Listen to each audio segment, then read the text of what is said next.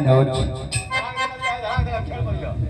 भाई रुदल अरे हे मेरे जीव रंजन आप हैं हमारे डीजे साउंड सर्विस का मालिक हमारे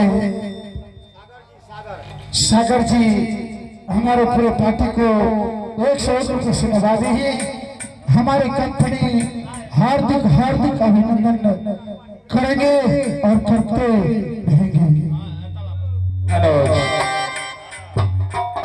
ये उदासी के कारण तुमने जानने के लिए चाहता है।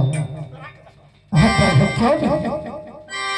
आज मोहब्बत के अंदर, आज मैंने मोहब्बत के अंदर प्रजे लोग के सामने में मैं कहकर के सुनाऊंगा।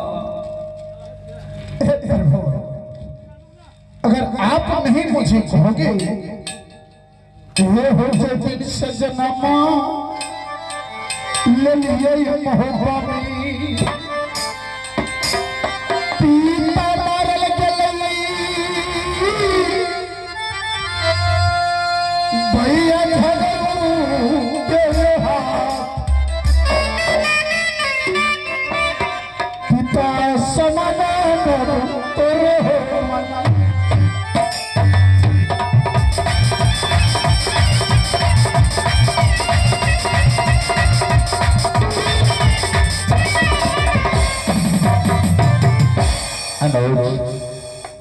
उन बातों को भूल जाओ। इस समय मैंने मोहब्बत के अंदर मैं अपने सिंहासन पे अकेला बैठा था। सच बात है प्रभु। किस प्रकार से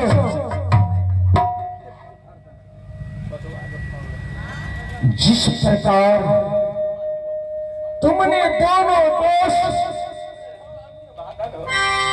गंगा सागर में स्नान करते हो, सच बात है प्रभु। मोहब्बत के अंदर भोजन करता है, पैरी में हाथ सुखाता है और दोनों दोस्त मिलकर को आता है। पर भैया हे भाभी नैना वाली, आज मेरा दोनों दोस्त को 2 रोज का छुट्टी चाहिए। मैं अपने फल का बन बबड़ी में जाऊंगा। दोनों दोस्त खेल कूद कर को अपने लौट कर को तीसरा रोज आऊंगा। मीठे मीठे शब्द सुना कर को बड़े भैया से आदेश मिलता है। अनुज आज हफ्ते हफ्ते रोज राहों में बिता देता। सच बात है प्रभु। मैं किससे बातें करूं? लाख सिपाही है गुरबंदो,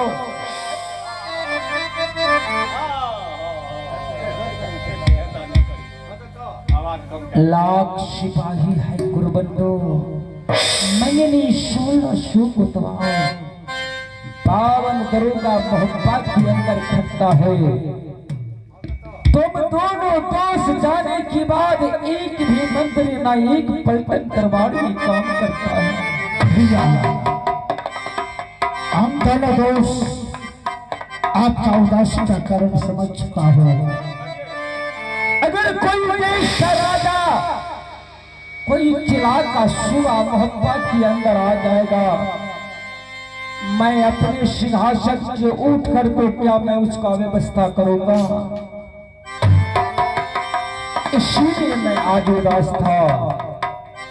मैं भी देखता हूँ जो संसार के अंदर इस मोहब्बत के बीच कैसा सजाए सेनापति का देता है। आप अपने सिंहासन के ऊपर में बैठ जाइए।